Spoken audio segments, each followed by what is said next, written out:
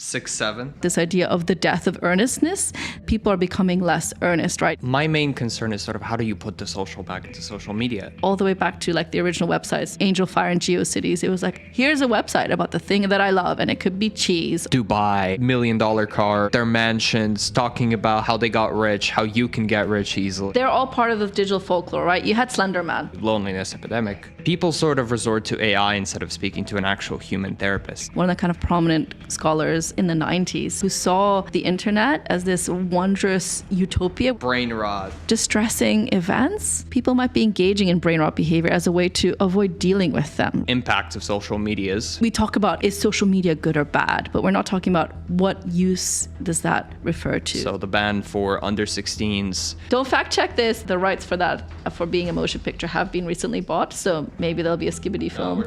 The general trend of where social media has gone is just, I don't know, wrong. Welcome, everybody, to the Ask a Psychologist podcast, where today we're interviewing Nelli Ferenczi. Could you please introduce yourself? Tell us about your research, what you do, what is your field? Hi, yes, happy to. So my name is Dr. Nelli Ferenczi, and I'm a cross-cultural psychologist. I would definitely describe myself as a maybe jack of all trades and master of none. I have quite a lot of research interests, so I will just tell you about my two main areas. So one, in terms of my training, I am a cross-cultural psychologist, which means I'm interested in how culture shapes a variety of different psychological processes. So I've looked at experiences of bicultural individuals and multicultural individuals and how they experience marginalization. I've looked at experiences of hair marginalization, so how, particularly in the context of swimming. I've looked at how culture shapes our interactions, romantic relationships.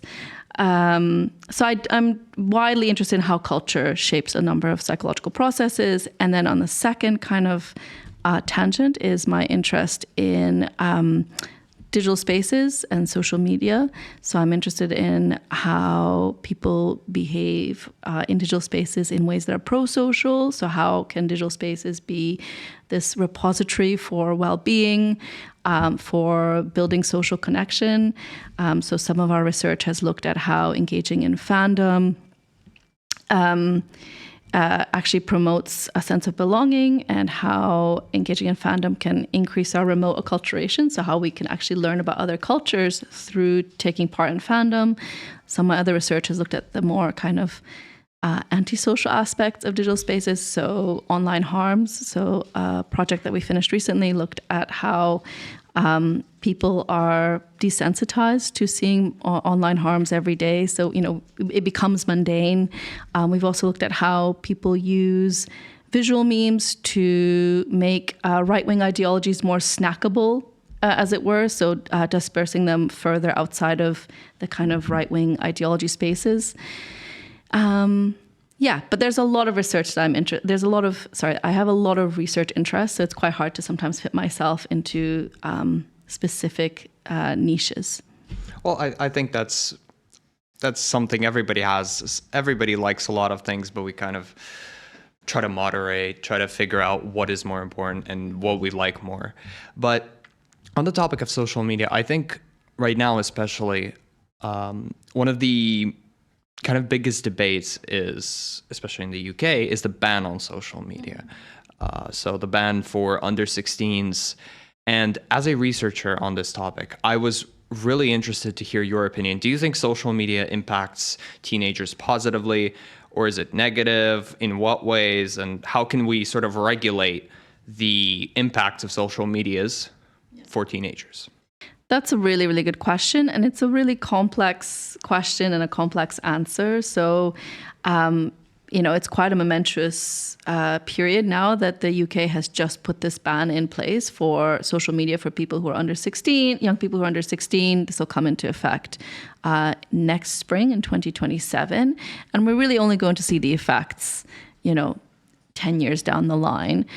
But what I find when I teach my class is actually bringing in scholars who looked at social media and digital spaces in the 90s. So it's changed a lot, and I think we're seeing this circle. So one of the kind of prominent scholars at the time was Sherry Turkle, who saw the internet and digital spaces as this wondrous utopia where people could go online and explore identities that were not accessible to them. So, the internet was a place for play, for exploration, for building communities. So that was Web 1.0. And we still see much of that now. Obviously, the internet has changed. It's become much more visual. Just even thinking about how in the early days of the internet, we were more anonymous. Now that's almost impossible. Actually, our identities are very much, our physical identities are very much embedded in our digital identities, right? So our physical bodies. So we've become actually more embodied online. The reason why I'm saying this is that some would say that the internet now is more fragmented because we're on lots of different social media platforms. But nonetheless, we have these positive aspects. So absolutely, if you do not have the social support offline, if you are trying to explore different aspects of your identity that is not safe offline, the internet provides you with that resource. So there's some really good research which looks at young people who have minoritized sexuality or gender identities, where actually taking part in fandom was a way for them to realize their identities, was a way to find out who they were in safe spaces, to feel validated, to feel that they have their authentic self. So the internet can be really positive, but of course there is also the negative aspect. So there's a lot of research which shows the kind of online harm, like the impact of online harms as the kind of more extreme aspect, but then also just the impact of using the internet for prolonged time every day. So excessive internet use. So there's some really interesting research which has looked at the differences between young girls and young boys. It seems that, yes, the internet is good in certain measures. So if you think about in this plateau, that if you use the internet because everyone else is using it, it's a way to maintain your peer relationships, right? Our offline and online lives are not separate. They're embedded. So it's a way to keep in touch. So it's a way to build your networks. But there's a certain point after which it becomes internet use becomes detrimental, right? So up to a certain point, it's positive, and then after a certain point, it actually has more detrimental impact. And this does seem to be different for girls and boys in terms of the negative effects come sooner for girls in terms of how much they use the internet. And this might be something around developmental windows. So I guess that's the other aspect of this question is, when is social media good, right? Is there a developmental window when actually the impact is much more detrimental? And that's what some research seems to suggest, that they roughly align with puberty. So for girls between 11 and 13 years of age, a recent study found that was when internet use had a more detrimental impact. For boys, it was between 14 to 15 years of age. And then it's also the final aspect is how we use social media. So we talk about, is social media good or bad? But we're not talking about what use does that refer to. So are we, engaging in brain rot? Are we passively scrolling?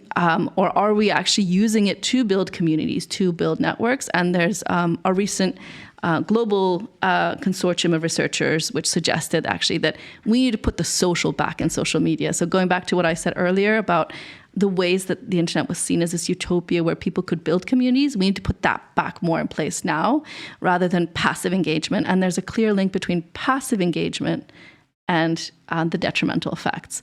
But the internet is a really important resource for building community if we use it actively, if we make it more social. So that's a really long answer. I think it's brilliant. But my main concern is sort of, how do you put the social back into social media? Because I can't say this for certain, but I've seen statistics that say that now humans are the most loneliest they've ever been. And that's interesting considering we live in an age where most people have access to the internet. Most people can just talk to someone on the opposite side of the world. Yet simultaneously, we're still lonely. So is it that physical IRL interactions are more impactful, more sort of connecting than an online experience? Or is it that the general trend of where social media has gone is just, wrong? And how do we fix that? So that's a really good question. So I think absolutely, offline interactions can also be really shallow or passive, right? So we have to think of the internet and social media as another tool that we use in our toolbox, and it's maybe about adapting how we use that tool. It's interesting, actually, you mentioned about people, the rates of loneliness. So one thing we have to think about is also, are we relying on kind of weird statistics, so weird samples, right? So Western, educated, industrialized, rich, and democratic samples.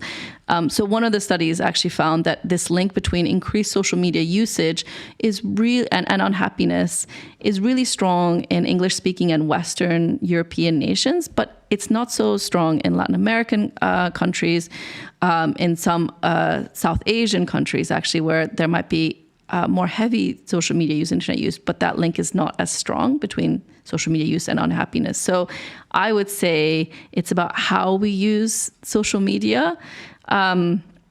And that idea about loneliness, there are lots of other factors that might be coming into place. There are increased rates of anomie, which is the perception that the social fabric of society is unraveling.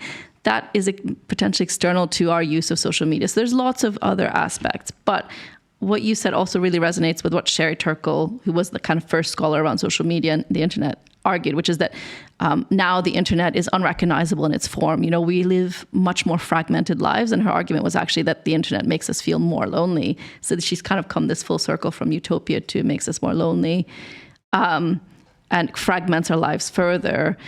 I think there's definitely something here around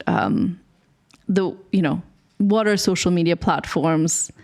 What are the companies that manage social media platforms? What are their aims? What are the purposes of those social media platforms? And is social interaction encouraged, or actually is more passive consumption encouraged?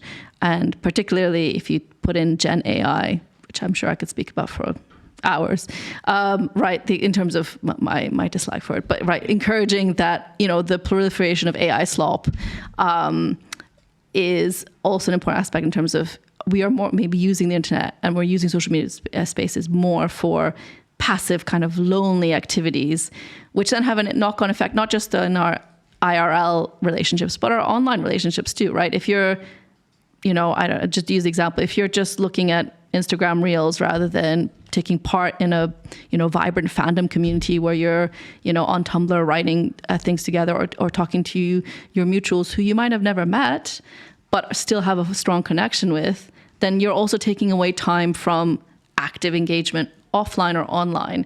So I think there are two aspects to this question. One is how do we encourage people to be more active online? Is it also it's something that has to be done as a group, right? You can't be the only one person who's trying to be more active in your interactions online, and also understanding what are the how are social media platforms monetized, right? Because the internet has changed a lot from the early days when you didn't have the proliferation of these social media platforms. You had people making websites, and connecting through communities that were more oriented towards communication. So there's this idea of, we're no longer just consumers, we're prosumers. We produce content as well as consume it online now. But it's also about are we talking on forums, or are we messaging each other, or are we just producing content that is just more passive in terms of we produce it, but we don't interact with someone else when we're producing it or afterwards.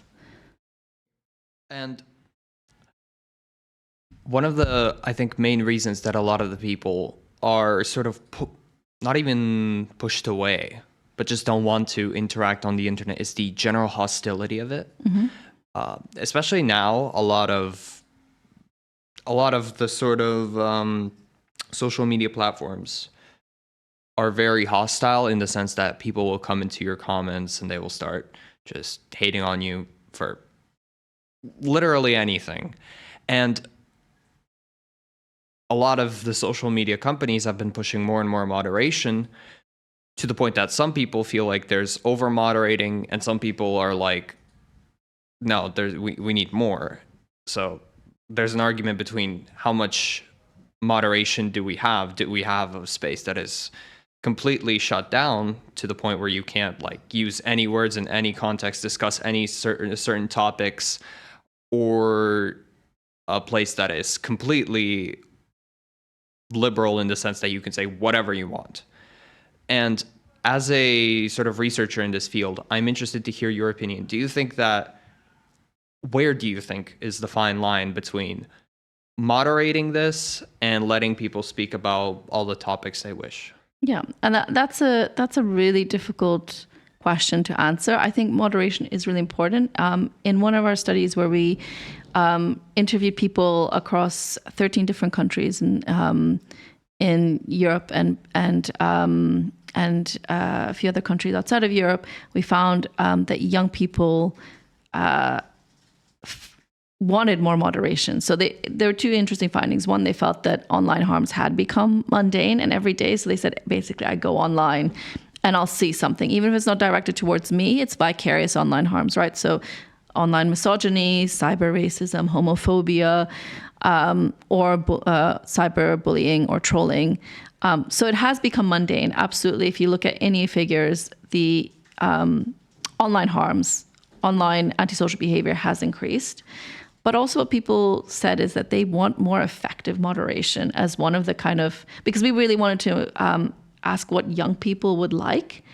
How do we fix this problem? And the two themes that that emerged from this data was that people want more effective moderation. So rather than kind of blanket moderation, it's effective moderation that people perceive that, it's, if they raise something, it's attended to, there's a meaningful response.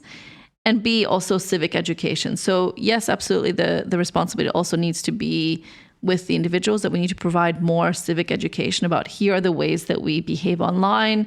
The comment that you make online actually has impact. It has an impact on someone's life. It's not just thrown out into the ether. So it's important to have civic education, but it's also important for social media companies to engage in effective moderation. I guess my opinion is also around, is it harmful to others?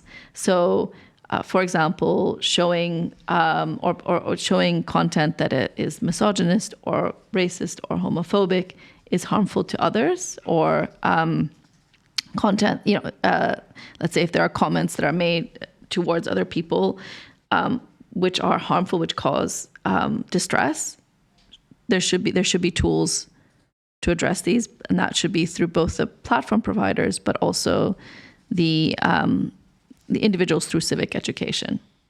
Right. And regarding the sort of, you were talking about racism, homophobic, Instagram Reels, I think the discussion about dark humor is a separate topic, and I think dark humor has a place to exist, certainly.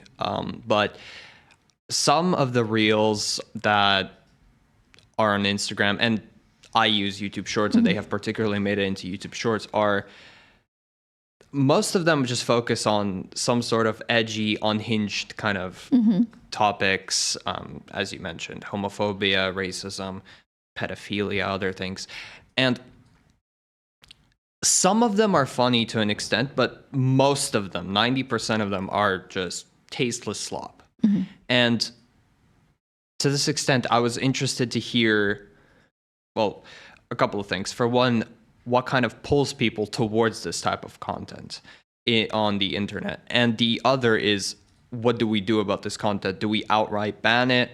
Do we moderate it based on, I don't know, how funny it is? Because one of the arguments about dark humor is that it's not dark if it's funny, sort of thing.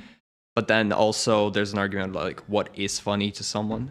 And then if we decide that we ban all sort of offensive content like this, that might offend one group of people.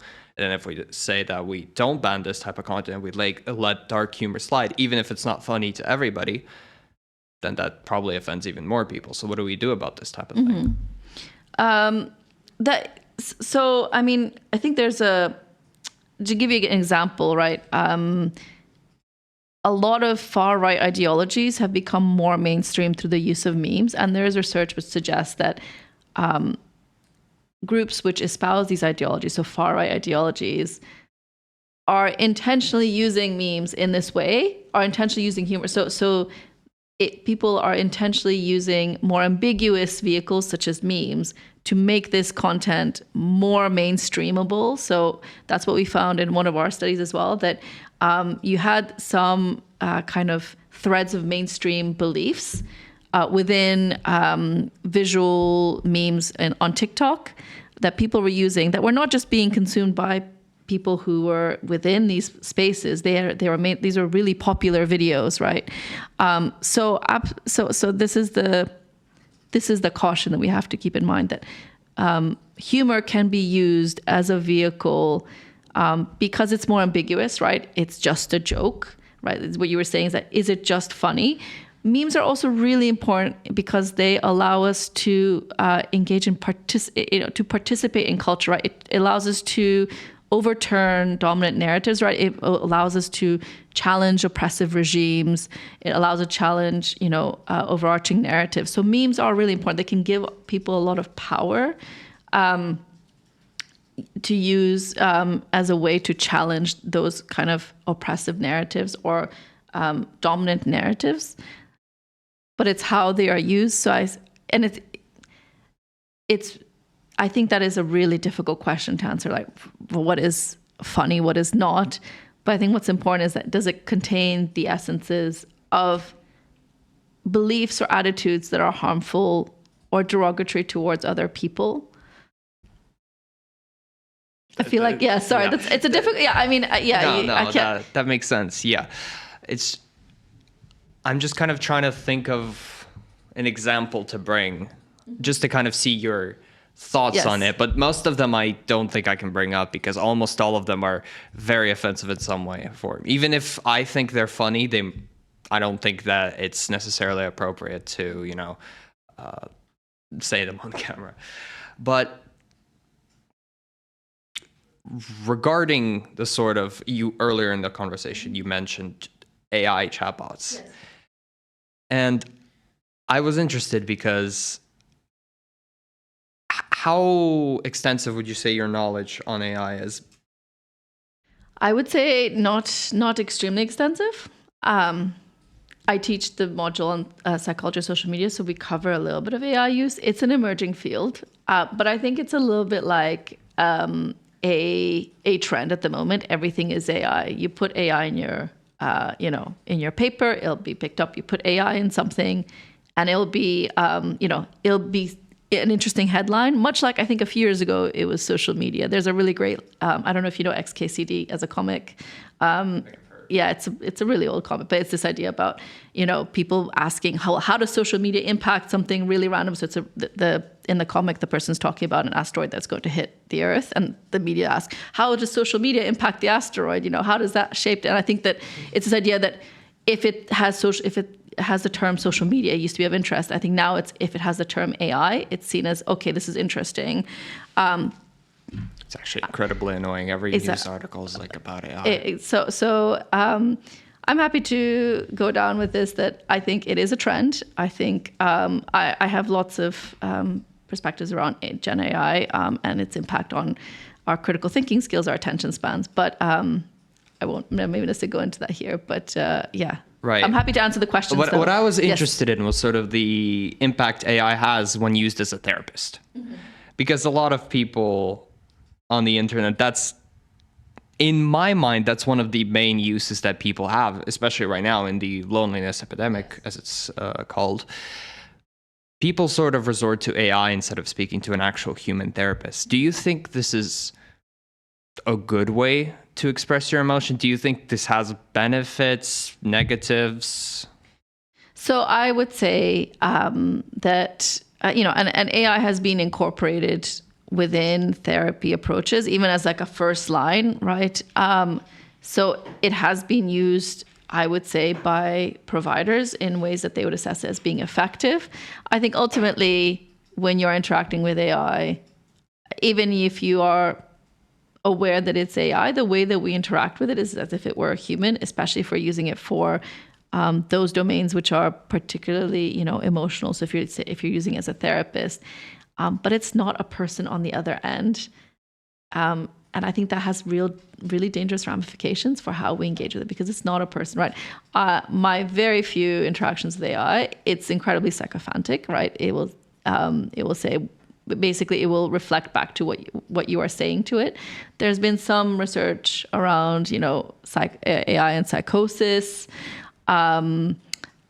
You've seen some cases in the news where people form attachments with AI or have engaged in offline behaviors based on what AI has told them, right? I read a article where someone killed themselves because ChatGPT was like, I don't know, helping them, supporting them in that way. Yeah.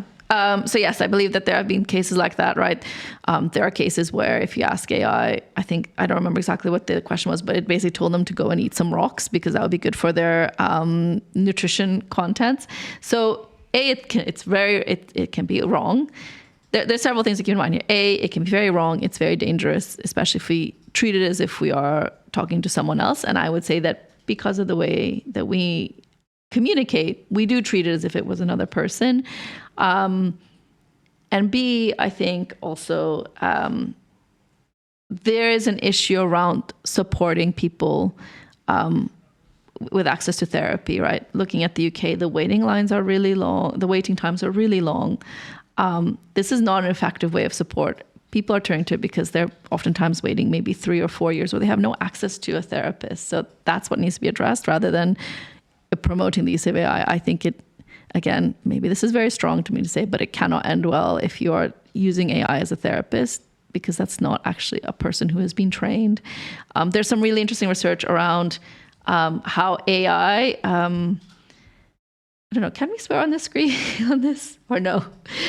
It's this idea about, AI is eating its own tail or its own excrement. I'll say excrement instead, in that there's some really interesting models where they've just fed visual images into Gen AI.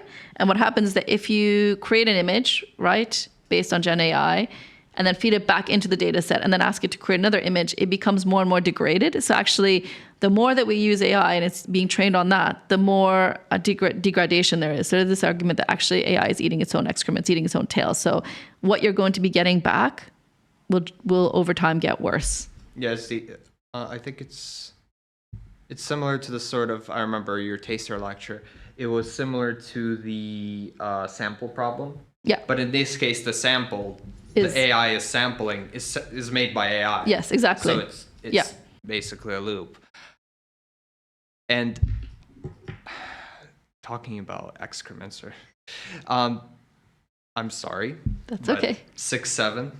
What do you think of like brain rot? The sort of, I don't even know how to describe it. Gen Alpha slang, Gen Z slang with the tung tung tung sahur or whatever thing. Yeah. Because I will be on YouTube Shorts scrolling or TikTok scrolling, and I'm 20. I'm not that old. I mean, my peers call me Unk, but actually another slang term. And either way, I'll scroll into a reel or a short, and it's just like brain rot speak, and my brain starts lagging out trying to translate into normal human.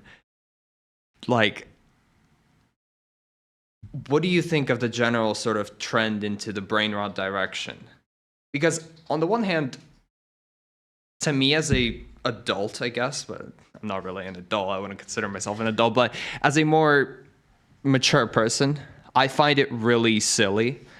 But then I look back at myself as a kid and then even older generations, they were having the same thing. They had, what's it? 9 plus 12, 20, 9 plus 10, 21. That's a meme. Yes. From SpongeBob. And that was back like, I don't remember the exact time, 2015 maybe. So what I think this could be just a sort of byproduct of internet being more predominant way of communicating, and maybe because the internet is a new phenomenon, this sort of brain rot is just a expression that has been altered through the way that we communicate. At the same time, I can't help but look at it and think that it's stupid. So what do you think as a sort of more knowledgeable person about this? Is this normal, healthy, whatever? So that, again, really good question. Really a lot to unpack. So I'm going to take you back to late 90s, which is when I started using the internet. I mean, I was working with a computer, my parents' computer in like 1992, where you had to anyway. But going online in the late 90s, you had similar discussions around the internet speak that came out then, right? LOL, Ruffle, all of those, which have aged like fine wine. I don't know, probably haven't aged well. No, they still use it. I still think, I know. Yeah, but it's still, there's some that are really cringy. Apparently Ruffle is really cringy now, okay. But that's fine. It was not my favorite anyway. There's, aspects that have become now incorporated into our everyday language. So, I mean, language is always changing. That is not my area of research. So there are colleagues who are far better to speak to that. But I think you really hit a point here that every generation, as it were, has those features that are important for building a bond. So the research on brain rot content is relatively sparse. It's very new. But there's one paper that I found that was really interesting because it talks about this idea of digital folklore. And I think maybe brain rot or some aspects of brain rot. So they talk about there's cappuccino ballerina, obviously. There's other examples. Skibidi, right? I mean, don't fact check this, but apparently the rights for that, for being a motion picture, have been recently bought. So maybe there'll be a Skibidi film. No, we're checking that. You're gonna have to check that. That's what I've heard. But they're all part of the digital folklore, right? You had Slender Man. Maybe that's a bit more familiar for you. Are you familiar with Slender Man? Right? So this idea of this, that came from a forum called Creepypasta, where that's where it originated. But again, it became a really big phenomenon. It became something that really was embedded in the kind of digital folklore to the point where it was affecting offline behaviors. So there were some instances of I believe assault and attempted murder by young teenagers because of Sanderman. So they are just different examples. So that's one thing to keep in mind, is that there are different types of terms. And I think for every group that is not part of these terms, you can view them with panic, right? Oh, this is something that's different. We never had something similar. But actually, we can see, at least even in the digital spaces, that there have been similar terms being used. So that's one aspect. So I guess that's something to keep in mind. And there's been one study that I found that looked at, why do young people engage with brain rot? And one of the aspects is because of social connection. Mostly, it's interesting, brain rot content is shared with peers and cohorts, but not adults, right? So you've got this kind of horizontal transmission, but not vertical transmission. So it's a way to build social bonds, right? If you know what I'm saying when I say Skibidi, then we kind of, I can't believe I said that. If you know what I'm saying, if I mention Slenderman, you go, oh yeah, I know Slenderman, then we have some aligned identity. We have a shared kind of framework or map. So that's one aspect. I think there's also the idea of people. So this study was interesting because the way that young people talked about brain rot content was that they were actually it was a subversive behavior. So they're actually trying to do what social media platforms don't want them to do. So it was like, rather than anti-gratification, because people are consuming it knowing that it's not gratifying, as a way to counter that kind of overarching narrative. And then the other aspect is that some brain rot content is actually very interesting. And the way that people identify as interesting is because it's something that's unusual, a little bit strange, a little bit mystical. Again, we are really interested in cryptids. X-Files is having a resurgence. I'm not saying that all brain rot content has these elements, but I think of it as like digital folklore is interesting. So that's one aspect. There's also the outcome. So yes, the studies that have looked at brain rot behavior have found that, people who consume passive content online for extended periods of time will experience more mental fatigue after going online. I think we've all had that experience where you've been online and then you just feel like, I'm just ready to go back to bed. It impacts our stress levels.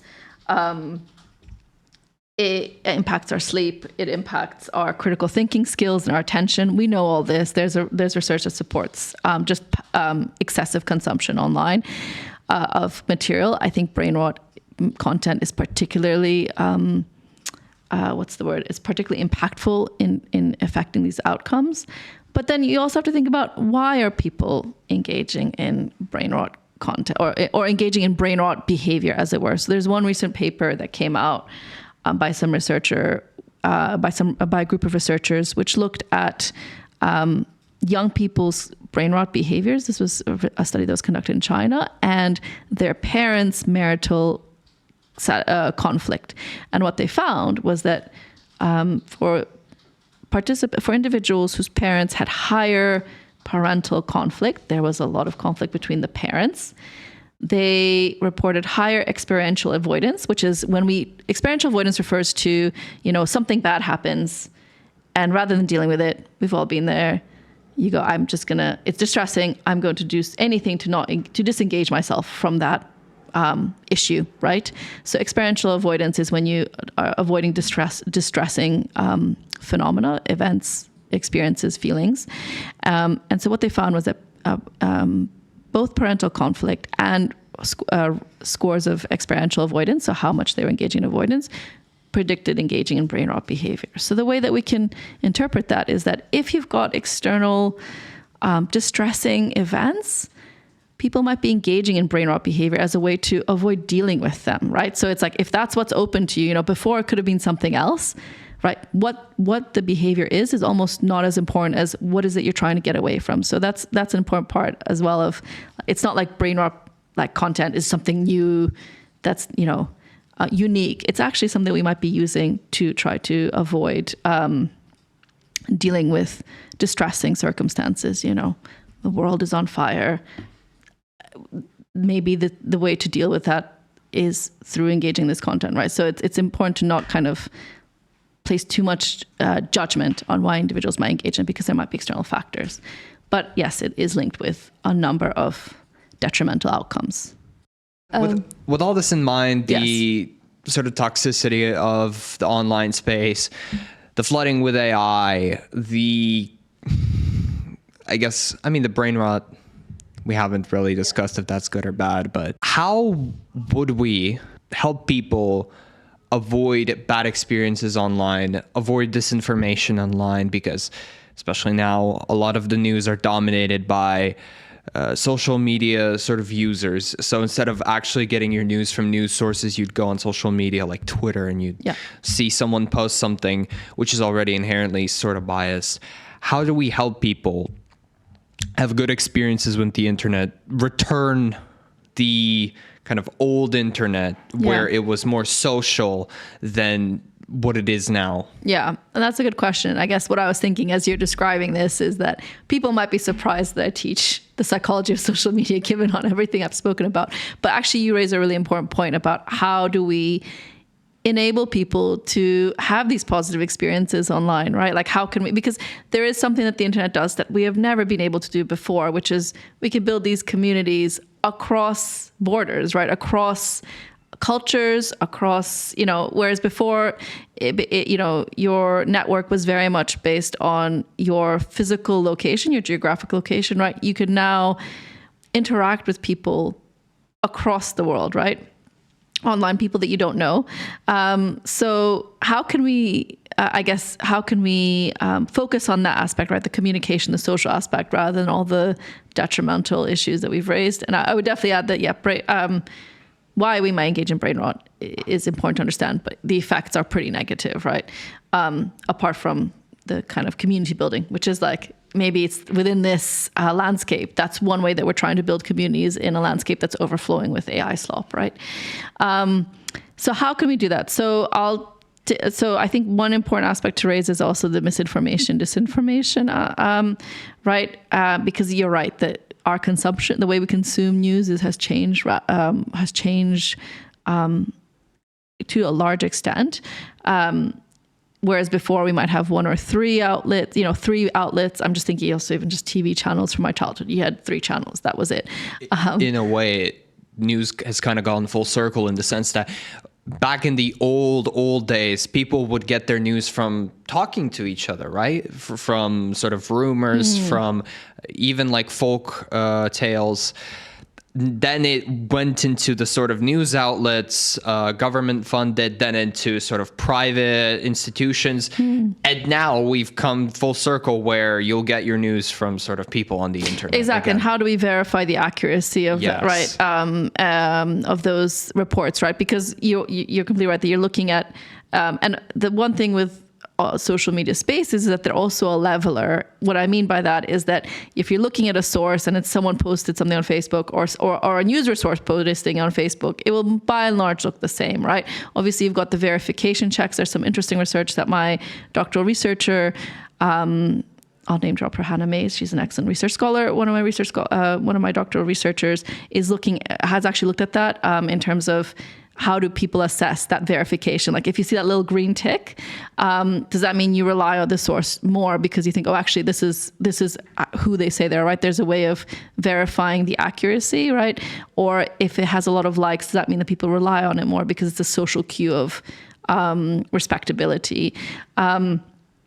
So apart from that, it's quite hard to detect, is this a reliable source, or is this someone, biased source, or if it's someone who's from your, social network. So then that way it can be quite a leveler. So in terms of misinformation, disinformation, it's really important for, to have civic education. So for example, when you read a headline, reread it. If it sounds really catchy, be more critical. I think the most important skill, and that's just for general education as well, is critical evaluation.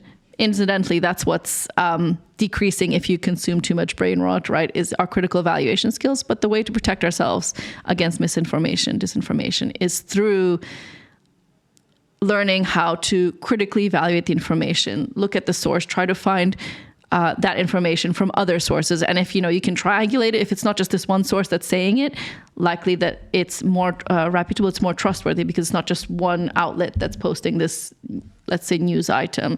So try to find other sources that say the same. Be critical of what you're reading. Try to think, is it meant to be satirical? Are you reading a headline from The Onion, or is it an actual news article? Try to see, is it trying to inspire some kind of emotional reaction, right? So we know through some research on social media that there are certain items that are more likely to be viral. If they have high emotion content, they're more likely to become viral, right? If it makes you feel an emotion, more likely to be viral. So ask yourself, is it trying to inspire an emotion in me that makes me want to share it? Again, then I need to be more need to engage in more critical evaluation of that news or that piece of information. So there are ways that we can protect ourselves, and I would say that is education, civic education, being more critically aware of what we are consuming. And then the other part of your question is how do we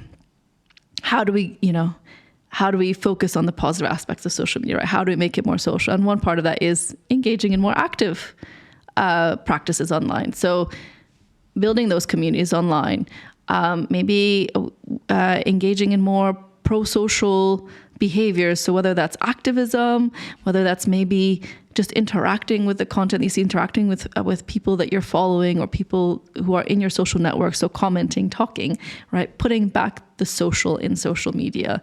That's the way we can change it if we are ourselves active rather than doom scrolling, let's say, or just looking through, an endless stream of videos or images.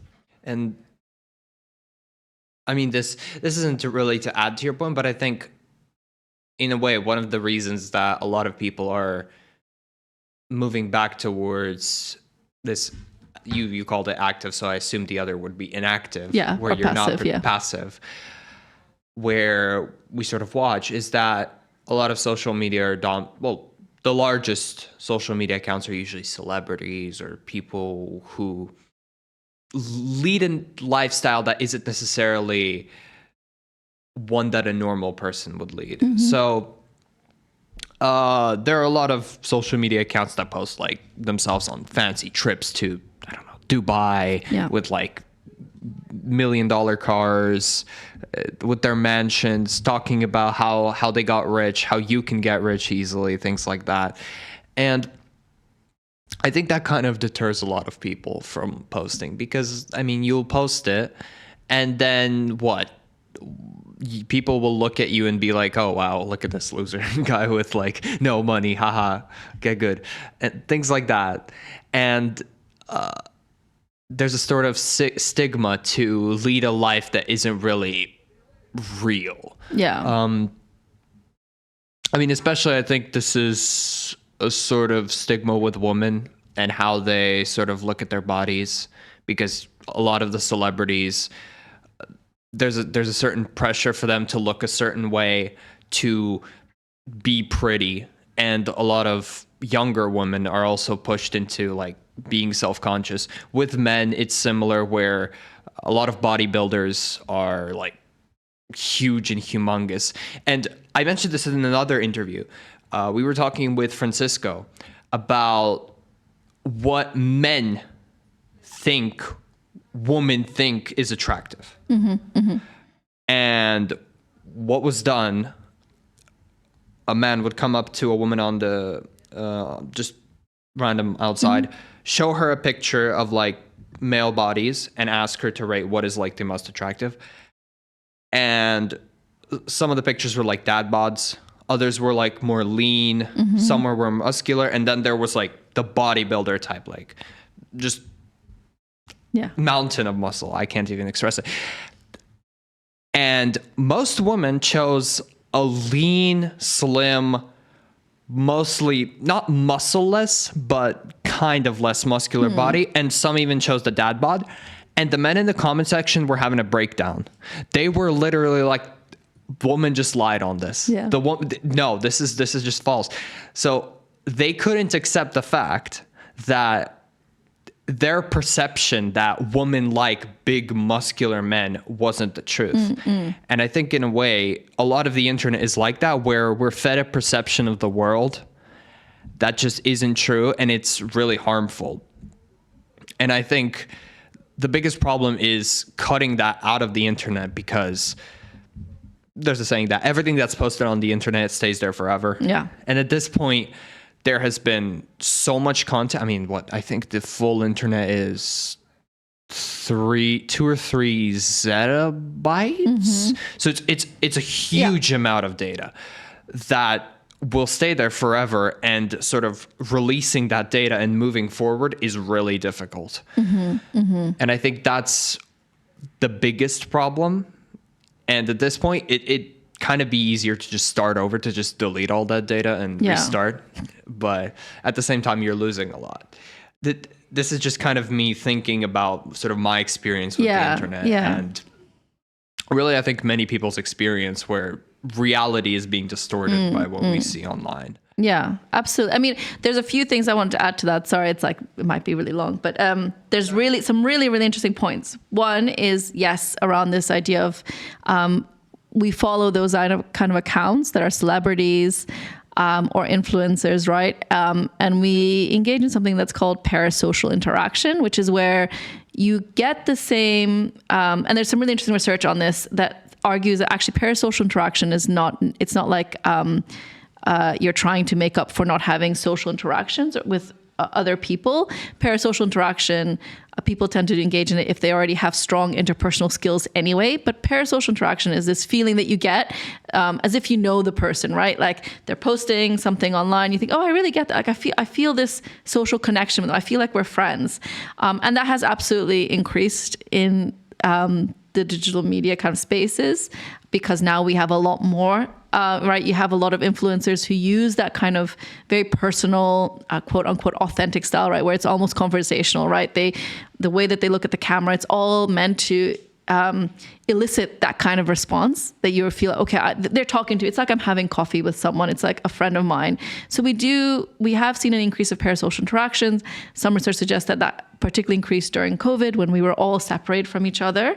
But importantly, parasocial interaction as a theory emerged before the internet. So actually people were forming parasocial attachments to TV writers, fictional characters, film characters, news anchors, right? News presenters. So that's always happened. I think we just use similar mechanisms for forming interpersonal relationships with other figures that are maybe not others, people that we're actually having interaction with. But it's still an important way of forming connections. So that in itself is not necessarily negative. But absolutely what you're saying about the presentation of unachievable lifestyles, or lifestyles that are not actually ones that we should aspire to, particularly if we think about it in terms of, late stage capitalism and consumerism.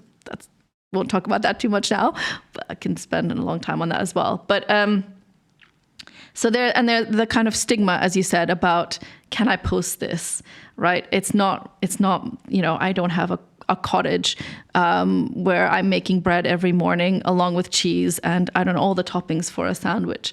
And there is this increased experience of social monitoring. Absolutely. Like what I post, people will consume it. What I actually want to bring in is one of my other passions, which is literature, which is David Foster Wallace. I don't know if you've heard of him, brilliant writer, but he talks about this idea of the death of earnestness. And he was writing this in the 90s, that people are becoming less earnest, right? It's seen as uncool or even cringy to be earnest, to be openly interested in something. There's a really interesting article recently, not a research article, which talked about how actually we should embrace cringe, right? We should embrace being earnestly passionate about something, even if it's a little bit cringy. And I think actually that's one way that we can embrace social media, is if we embrace being earnest, right? If you think about social media and the internet in the early ages, people were really passionate about what they were doing. They were really earnest about it, right? Maybe it was like a specific fandom project. If you look at, all the way back to like the original websites and like Angel Fire and GeoCities, it was like, here's a website about the thing that I love. And it could be cheese, or it could be X-Files, or it could be, this one specific book character. But people were really earnest about it. I think there are many, and again, this is an interesting area of research. I have to say I can't comment much about it, about like, what are the, maybe experience of stigma around being earnest or being seen as cringe, right? We are very much motivated by how other people perceive us. We don't want to be ostracized or rejected. We're very attentive to these potential cues. And absolutely online, that might be even further heightened, because you're always thinking, okay, if I post this, what are people going to see? Because it's not just my small network. It's not like I just said it in my group of friends and people went, I'm not sure about that.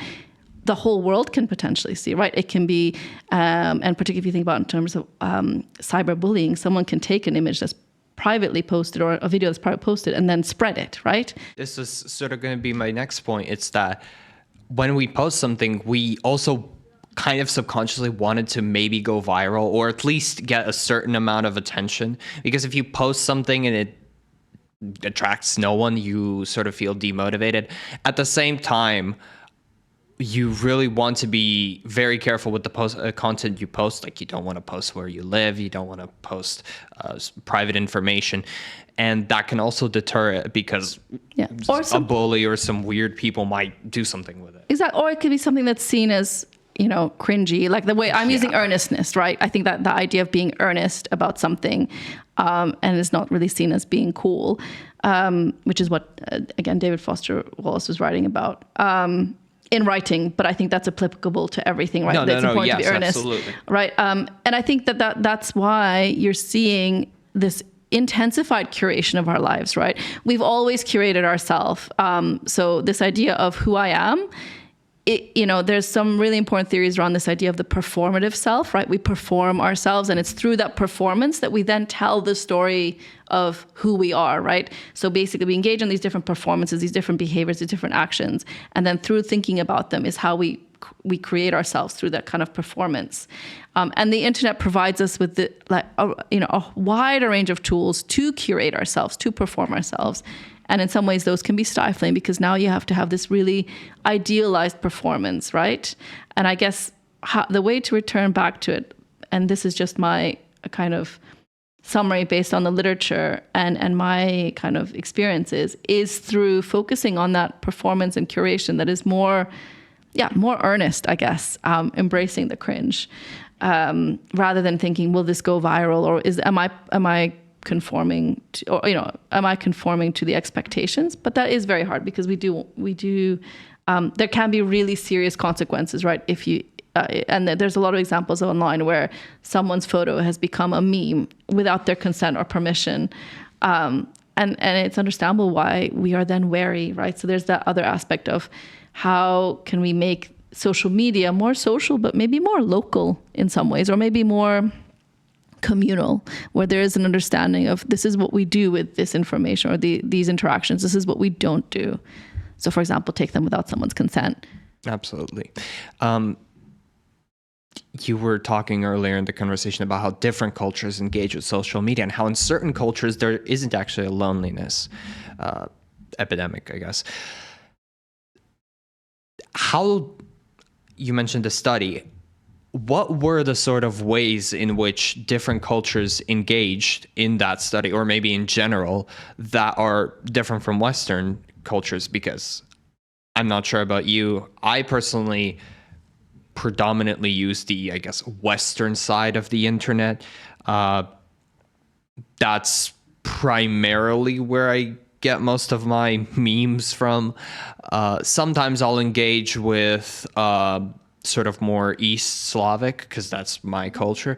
But how do these different cultures engage with the internet that is different, and what should we implement that maybe they do to help with, I guess, the loneliness epidemic and the fake internet? Yeah. Good question. So again, I have to say, I off the top of my head, I can't fully remember. I believe that study just looked at differences in reporting. So it didn't actually go into depth into what the differences were, how the cultures used it. But knowing what we know about differences in social media use, we know that so there's been some research which looks at more individualistic versus collectivist cultures, where they found that in more collectivist cultures, there's more nonverbal communication online. So again, using images to communicate, maybe smaller networks that are more intimate rather than broader networks. There's also the ways that information is posted. So again, attending more to, what I'm posting, is it going to potentially disrupt a social harmony in our relationships, versus more individualistic individualistic ways of being online. So again, more direct verbal communication online, so text, and also broader networks. I would say one of the other differences is that between cultures that might explain this difference in loneliness is that, again, social media and digital spaces are great enablers of forming connections. So I would suspect that increased use of digital spaces to be able to let's say talk to family, keep in touch with members of your social network will have less of a detrimental impact on your well-being. So it will actually increase your sense of connection, lower your sense of loneliness than if you're using it in more passive ways. Right. You were also a researcher in the cultural side of psychology. Could you tell us more about it? What is that? What do you kind of research? What are maybe some, the papers that you've written on this topic? Absolutely. So this part of my research looks at mostly, I guess one good example to start with is identity.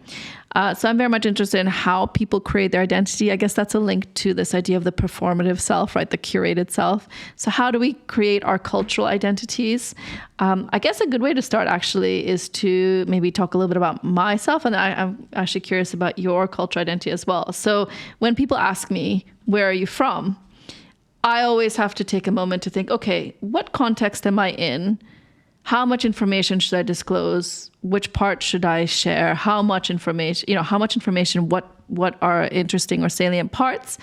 And that is a good example of how people see their identities as different depending on context, how we negotiate those differences, right? So I guess the very straightforward way to say, I'm, Hungarian, Russian, Bulgarian. But then, of course, the question is, do you have three parents? Well, you can't have three halves. There's some really cool research about even this idea of saying I'm half, half, half is actually performing a kind of violence on ourselves, right? Because we're saying we're half of a culture. We're a full person. So actually saying I am from these cultures. There's some really cool bicultural identity research which suggests that we're more than the sum of these parts. And that's, I would probably say, accurate of how I see myself. I don't see myself as just, Hungarian, Russian, and Bulgarian. And then I am the sum of this. I actually see myself through having to navigate these different identities, through switching between these different contexts as something that's, or someone that's more than that. So it's more than the sum of its parts.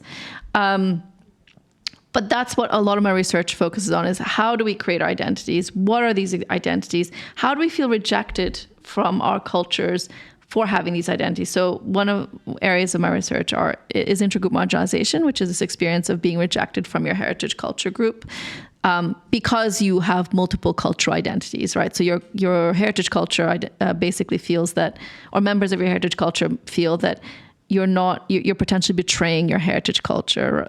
So I guess giving an example, let's say maybe my family or friends or Hungarian community might think, oh, actually, you maybe don't know all the slang in Hungarian now, or you have too many friends from UK culture, or you don't necessarily have the same values anymore, so you don't really fit in the group, as being Hungarian. So that's what my research is focused on. Like, how does that then impact our sense of self? Because we don't exist in a vacuum, right? It matters to us that people see us the way that we want to be seen. So it doesn't matter if I see myself as, let's say, Hungarian, Russian, Bulgarian, if my communities don't accept those parts of myself. So if they say, no, you're not Hungarian, that actually has an impact, even though they're not really, technically my identity is here. That still has an impact on not being accepted. I guess that's the question I wanted to ask you. So how do you see your identities? If someone asks you...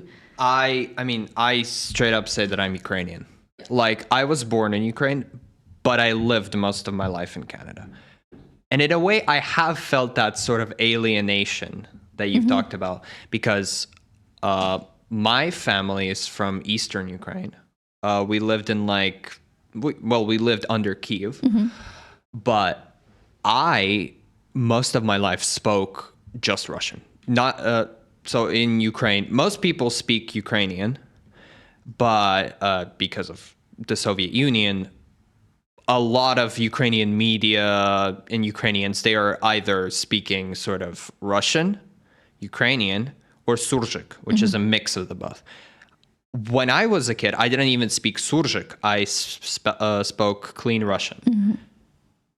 I understood Ukrainian, so I never felt alienated in the fact that when I've been to Ukraine, I could read Ukrainian. I could understand, even Surzhyk, I could understand it. I could even understand just Ukrainian speakers. Yeah. When it came to sort of speaking Ukrainian, I only started speaking Ukrainian when I was 15, and that was after the war started. Yeah. That's when I completely stopped speaking Russian. I don't speak Russian at all, basically, unless I need to, which is rare because I don't really speak to a lot of sort of people from that area, which is another way I guess I feel alienated, in the sense that I don't spend a lot of time speaking or interacting on Ukrainian forums or conversations. I do watch some Ukrainian YouTubers, but again, a lot of Ukrainian YouTubers also are they target Russian audiences because it's a bigger audience. So they speak Russian. So in that sense, I have felt alienated. Another way is because I've spent 11 years in Canada. I didn't learn in a Ukrainian school. I didn't learn Ukrainian history, the language, a lot of the culture. I don't really like a lot of Ukrainian food.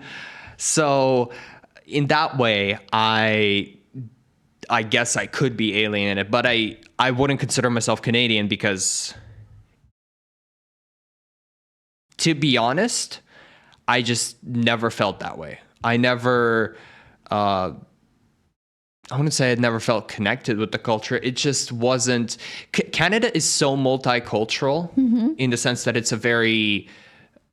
first of all, in the sense of the population, it's a small country, and a lot of the population is from all over the world.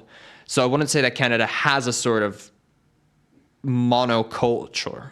It has a lot of various cultures that share certain values, but don't have an inherent connection between each other.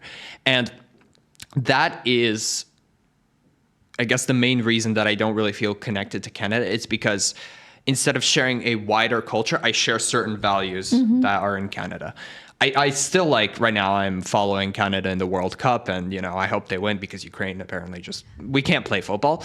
But I wouldn't say that I would consider myself Canadian. I would say that I have Canadian values and things like that, but I can't explicitly label myself Canadian. I would pretty certainly label myself Ukrainian. So that's kind of where I come from. And that's a really, really interesting point you said about Canada, because that's one of the cultures that we talk about in terms of having a multicultural ideology. If you compare that to the U.S., which has a more assimilationist policy for cultures rather than multicultural ideologies, and the U.K. also tends to have a more assimilationist rather than multicultural policy for how we see different cultural groups and communities. And I think what you describe around this idea of lots of communities together forming this multicultural, I don't know, you were mentioning food and I haven't had lunch, so I was thinking like the tablecloth, like the multicultural tablecloth.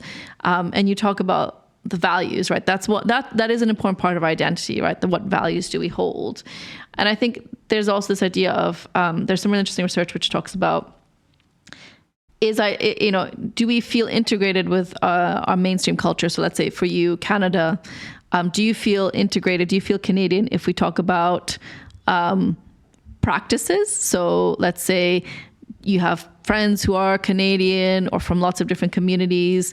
You speak English as the main language. You engage in those practices, or do you have an integrated identity if we talk about, do you feel Canadian? Do you identify as Canadian? And so this research was conducted in the Netherlands, and what they found was that when they framed identity or integration in terms of practice, people had much more integrated identities where they, so this was, I believe, with Turkish, Dutch participants. So when they framed it in terms of participation, people had a much more integrated identity, right? So they enacted both their kind of heritage culture, so Turkish practices, language, but also the mainstream practices, right? They had lots of connections outside. But if you ask people about, do you feel that you are both of these identities, people reported much more separated orientations, which is that they've identified more with their Turkish identity, in your case, Ukrainian.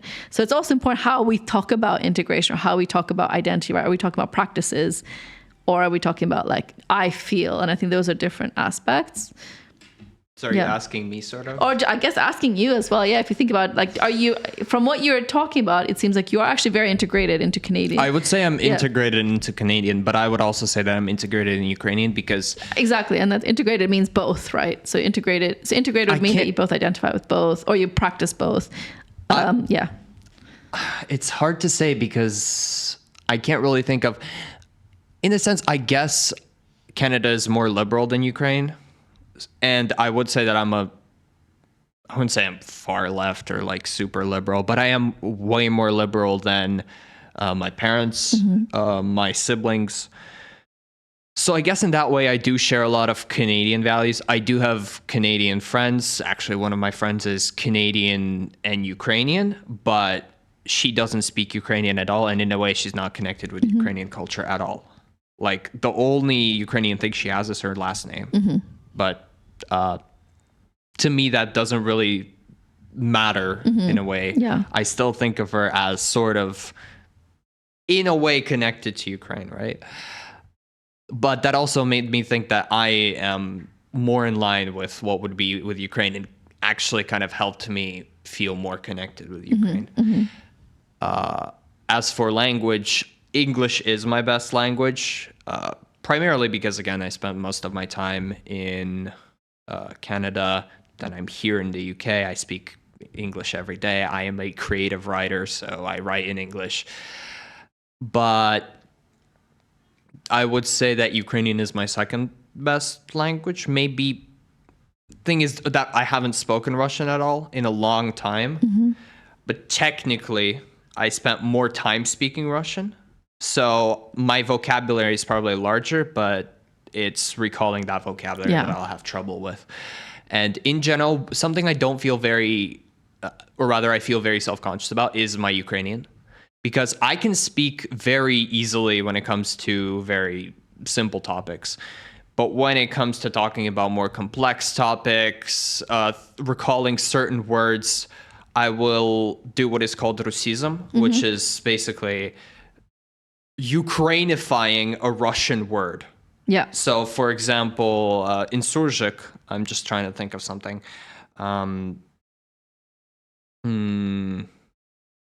No, I can't think of anything right now. It'll come to you. It'll come to you. When it comes to you, then yeah. But in general, it's just taking a word that is, because Ukrainian and Russian are kind of similar. Some words are, I guess, almost the same. Дерево, дерево, that's a tree. And some words are completely different. Зонтик, парасоль. So, umbrella. And sometimes your brain is like, your Ukrainian brain, I guess, is like, okay, this Russian word kind of sounds similar to how it would sound in Ukrainian, but it doesn't have the correct sort of form, so I'll just bend it and twist it, and then I'll use it. And then I get called out by my sister and my dad, who actually speak Ukrainian pretty well, and I'll be like, God damn it. It is really annoying, and especially if you get called out in Ukraine, because some Ukrainians treat this...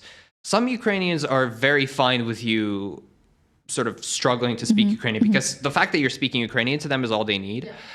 But some are way more, I guess, aggressive in this way, that they're really enforcing the language and correcting you. And I'm fine with if they're doing a calm correction. I think I am very happy if someone corrects me. But if it's like, you're wrong, bad, terrible, stop speaking, you might as well be speaking a different language, then that is sort of really annoying. And then unfortunately that's how a lot of it is done. Yeah.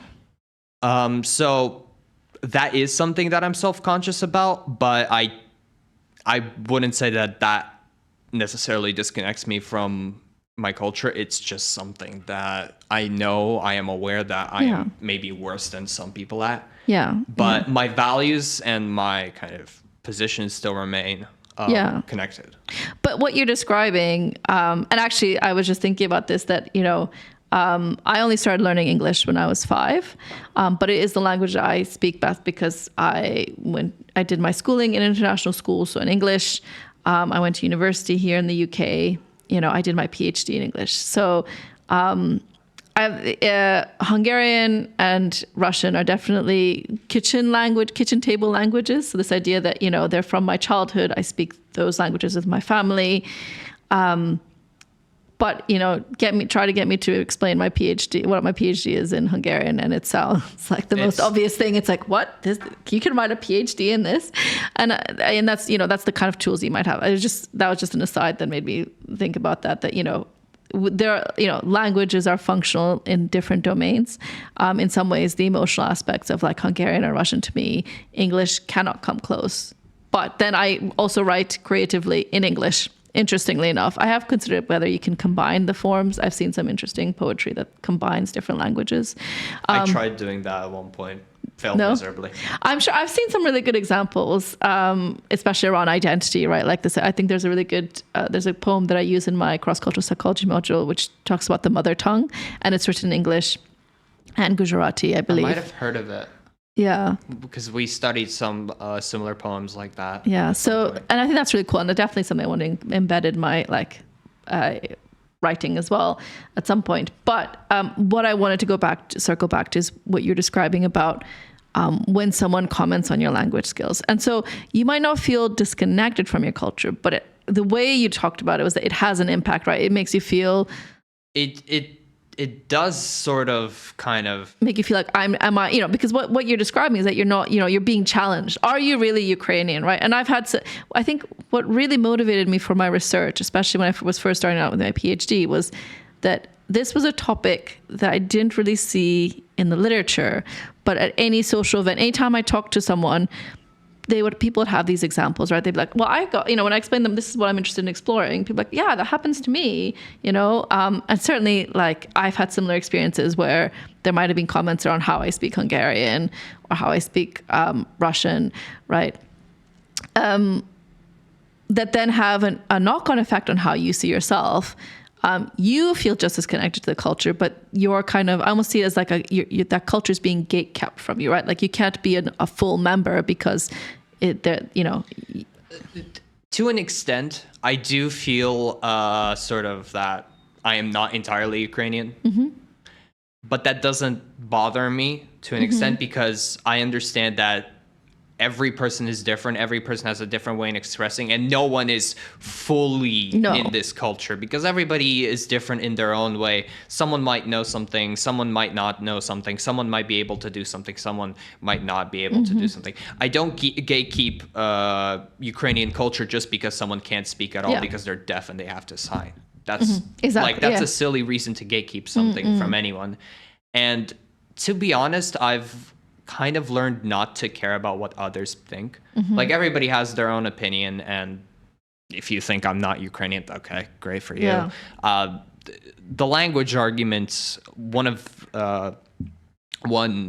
counter argument would be like, if you speak English, are you actually from England? So are you English as a person? No, you can be American, you can be Australian, you can be Canadian, you can be New Zealandish, New Zealand. You're a Kiwi. It's there is more to culture than the way you speak, the way you express it. It's sort of, God, this is cringy. The way where your heart is at. Yeah. That is good. You're embracing cringiness already. See, we haven't even finished the podcast, and you're already embracing cringe. Good. My work here is done. Comment your cringiest comments down. But what I was going to say is absolutely it's not just about language. So my research looked at other domains of acceptance. So language is one example. Maybe it's thinking that you don't have the same values. It's having too many friends from the mainstream culture. There's lots of different domains. So that's where my research started. And what we found consistently across studies is that people report lower well-being, lower flourishing, more bicultural identity conflict. They feel more conflicted in their identity if they feel that they're rejected by their heritage culture, which makes sense because, again, we are social animals. We have evolved to be in groups. We are very attentive to any cues of rejection, even if they're ambiguous. So even if it's just someone not replying to a text message, we can interpret that as a potential cue of rejection or ostracism, because it was so important for us to make sure that we are not rejected from our in-group. And so this experience of being rejected from your heritage culture is particularly painful. It might be more salient for us because we're really looking at these small cues of, oh, okay, they don't accept me as being part of the heritage culture. And that has an effect on our well-being. And interestingly, we've explored this further, looking at how do people reclaim their identity, how do people build that connection further, and that might be through engaging in cooking. I know you said you don't like the Ukrainian cuisine, but through cooking practice, not all of it. Some I do like. Some cooking. It might be through consuming the media, whether that's literature, film, music. So there are many ways that we try to build those those practices, and that then reaffirm our identity. So that's also one area of my research. I have found myself doing that. A lot of it, the reason, as I said already, with sort of the YouTube and a lot of movies, they're sort of in Russian. So that's another reason I don't really engage a lot with it. It's because I want to watch Ukrainian dubs and movies. But for one, priority is currently somewhere else. For two, it's just there isn't much in that sort of sense. There are some dubs, but they are quite... Yeah, I'd rather watch English, to be honest. That's the type of dub. Right. Is there anything you want to say to the viewers? Advertise any social media, any of your work, anything at all? Not really. Surprisingly, I don't really use social media, considering my research area. No, I guess be more cringe. That's it. All right. Thank you very much.